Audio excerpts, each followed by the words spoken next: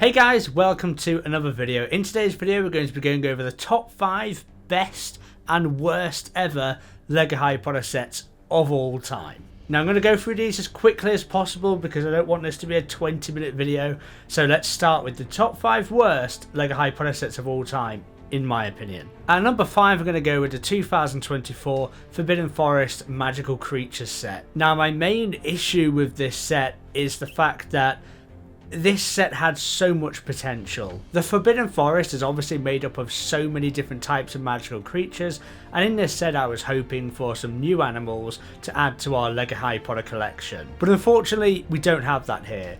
Everything we have is already included in previous sets. We have Buckbeak the Hippogriff, which was included in the 2019 Hagrid's Hut set in silver, and also in that white colour in the Sirius's Rescue set about a year or so before. So that's nothing special. We did get a Thestral, but again we've had Thestrals before in LEGO Harry Potter sets quite recently, and in cheap sets too.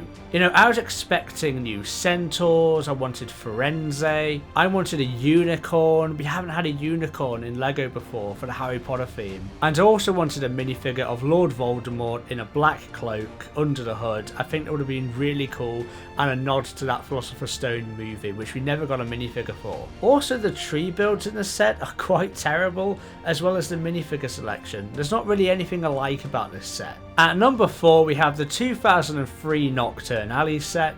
Now this set is at number 4 because it is just old and it hasn't aged well. I like to give these older sets the benefit of the doubt, but I think this set looks pretty bad even for 2003 standards. I mean, what am I looking at here? The only redeemable factor in this set is the fact that it's a Nocturne Alley, which we don't get replicated a lot in LEGO, unfortunately. And also the fact it came with a pretty cool Lucius Malfoy minifigure. But that's about it. At number 3 we have one of the most useless LEGO Harry Potter sets in my opinion, especially for the price.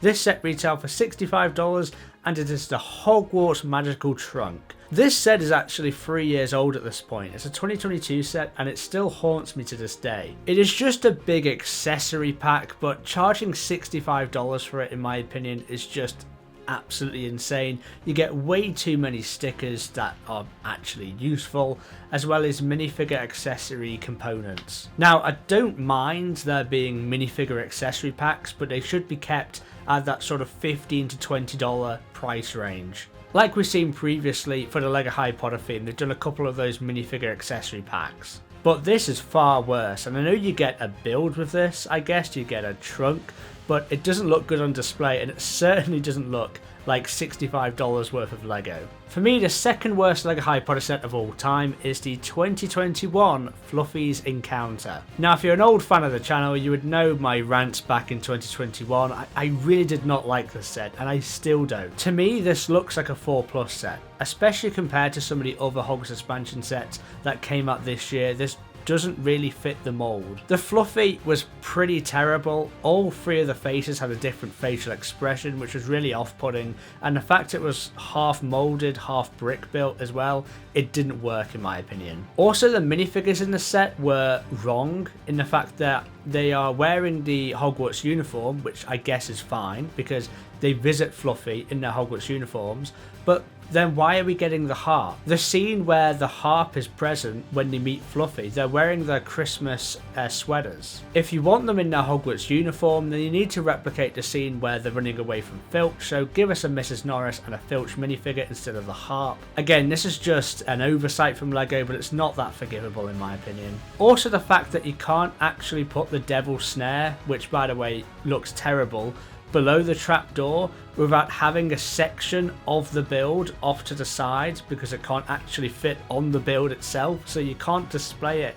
properly and accurately at the same time. If you want to display it accurately and have the Devil's Snare below it, then you're just having this weird roof piece off to the side which is doing nothing, which is meant to represent a classroom, but it doesn't look like a classroom because it looks rubbish. Right, calm down, calm down. I'm just not a fan of this set. And of course, the worst LEGO Harry Potter set of all time has got to be the Hedwig at 4 Privet Drive set, which came out last year. And yes, I know it's a cheap set, but it's also a terrible set. Do I really need to say anything? I mean, what is this set Like, what is its purpose? Who is it for? Is it for kids? Because it's certainly not for adults. And also, I don't remember ever, as a kid, wanting a set like this. I would just film myself now just having the set and throwing it on the floor, but I don't own it, so.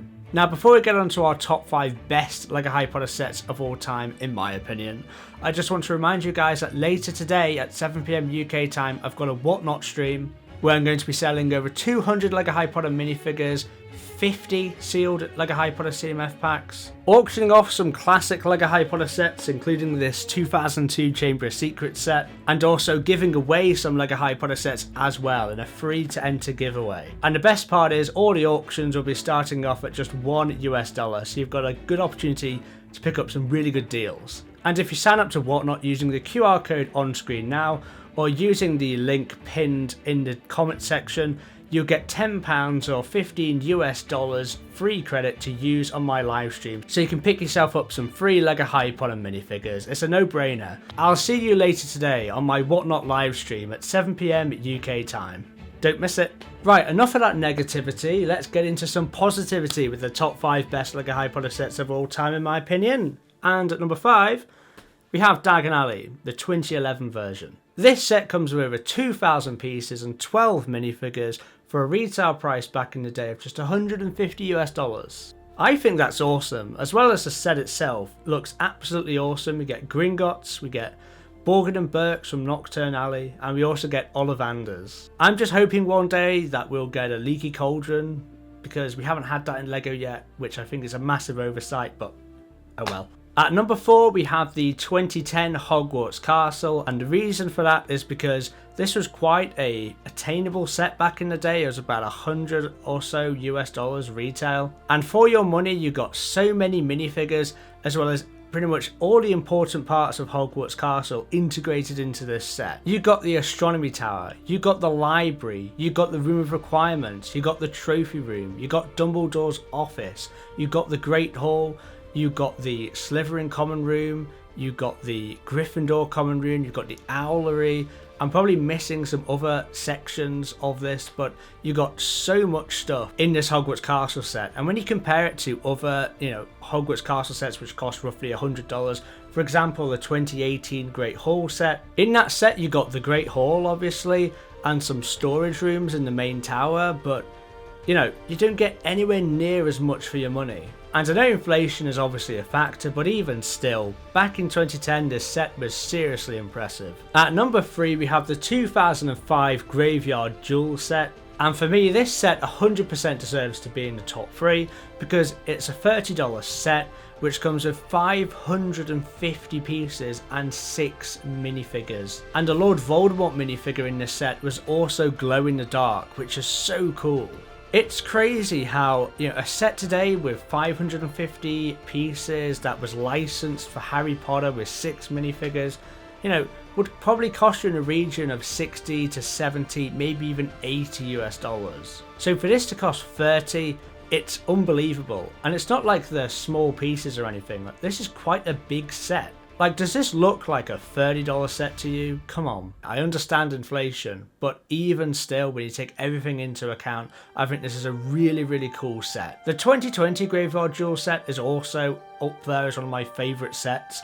There's something about these cheap Graveyard Jewel sets which really capture the essence of Harry Potter, and you get all the Death Eaters and, Harry and Voldemort, those minifigures, you get Wormtail.